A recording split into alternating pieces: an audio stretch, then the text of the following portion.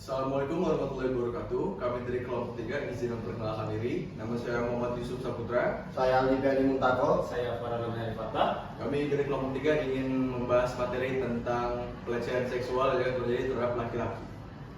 Saya akan memberikan penjelasan tentang pelecehan seksual materi pertama, yaitu masalah. Pelecehan seksual terhadap laki-laki dalam lingkungan pendidikan adalah masalah yang serius, namun sering diabaikan atau kurang dilaporkan karena berbagai faktor. Berikut adalah beberapa masalah utama yang dihadapi terkait pelecehan seksual terhadap laki-laki. Yang pertama adalah stigma sosial.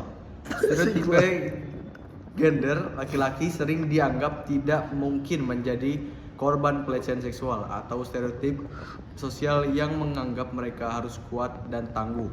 Hal ini menciptakan persepsi bahwa laki-laki selalu bisa melawan atau mencegah pelecehan, sehingga pelecehan seksual terhadap mereka sering dianggap tidak valid. Yang kedua adalah minimnya kesadaran dan pemahaman. Kurangnya edukasi, banyak institusi pendidikan tidak menyediakan cukup pendidikan atau pelatihan tentang fakta bahwa laki-laki juga bisa menjadi korban pelecehan seksual. Sebagai besar kampanye pencegahan fokus pada perempuan sebagai korban, yang membuat kesadaran terhadap pelecehan seksual pada laki-laki sangat rendah. Pengabaian dalam kebijakan banyak di sekolah ataupun kampus yang tidak spesifik dan melindungi korban laki-laki, atau mereka seringkali tidak merasa didukung karena ingin melaporkan kasus pelecehan. Yang ketiga, minimnya pelaporan kasus. Rasa malu dan bersalah. Korban laki-laki sering merasa malu atau bersalah atas pelecehan yang mereka alami. Mereka mungkin merasa bahwa mereka harus mengontrol situasi atau bahkan mereka gagal dalam menjaga diri. Perasaan ini sering mencegah mereka dari melaporkan kejadian tersebut atau takut tidak dipercaya. Banyak laki-laki takut bahwa jika mereka melaporkan pelecehan seksual, mereka tidak akan dipercaya atau justru diejek. Ini karena pandangan umum bahwa pelecehan seksual lebih sering dialami perempuan, sehingga laporan dari laki-laki seringkali dipandang dengan skeptis. Selanjutnya, tekanan sosial dan diskriminasi. Tekanan untuk menyesuaikan diri. Banyak laki-laki yang menjadi korban pelecehan seksual merasa tertekan untuk menyesuaikan diri dengan norma sosial yang menuntut mereka untuk tidak menjunjung kelemahan. Hal ini membuat mereka merasa harus menyembunyikan pengalaman pelecehan mereka tersebut. Yang terakhir itu diskriminasi. Laki-laki yang menjadi korban seringkali menghadapi diskriminasi.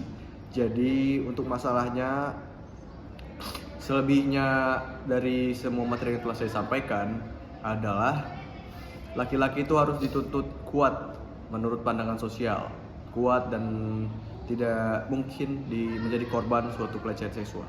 Selanjutnya materi akan dilanjutkan oleh Farel. Saya akan melanjutkan materi masalah pelecehan seksual terhadap laki-laki dan sekarang membahas tentang dampak. Pelecehan seksual terhadap laki-laki seringkali kurang dibicarakan dibandingkan pelecehan seksual terhadap perempuan, tetapi dampaknya bisa sangat serius. Yang pertama adalah dampak psikologis, seperti trauma dan juga gangguan stres pasca trauma. Pengalaman pelecehan dapat memicu trauma yang berkepanjangan, termasuk mimpi buruk, kilas balik, dan juga kecemasan yang berlebihan. Depresi dan kecemasan. Pelecehan dapat menyebabkan depresi berat, perasaan putus asa, serta kecemasan yang mengganggu aktivitas sehari-hari.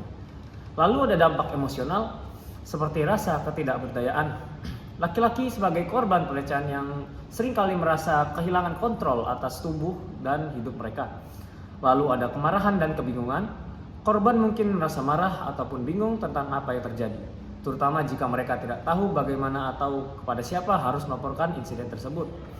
Lalu ada juga dampak fisik, seperti masalah kesehatan fisik. Beberapa korban mungkin saja mengalami masalah kesehatan fisik seperti stres, gangguan tidur, nyeri kronis, ataupun masalah pencernaan. Yang kedua ada penyalahgunaan zat. Sebagai cara mengatasi trauma ataupun stres, beberapa laki-laki bisa saja beralih pada alkohol ataupun narkoba untuk mengatasi perasaan mereka. Itulah beberapa dampak yang bisa terjadi terhadap seorang laki-laki jika saja ia terkena pelecehan seksual. Cukup materi dari saya dan akan dilanjutkan oleh Aldi. Terima kasih atas waktunya, Farel. Saya akan menjelaskan solusi untuk mengatasi pelecehan seksual terhadap laki-laki. Bisa dilakukan dengan beberapa cara, yaitu 1. Pendidikan dan kesadaran. Ajak orang-orang untuk lebih paham bahwa pelecehan seksual bisa dialami siapa saja, termasuk laki-laki. pendidikan di sekolah atau tempat kerja bisa mengubah pandangan ini. Lalu, yang kedua, dukungan emosional. Kasih dukungan seperti konseling bagi laki-laki yang menjadi korban, karena banyak pria merasa malu melapor.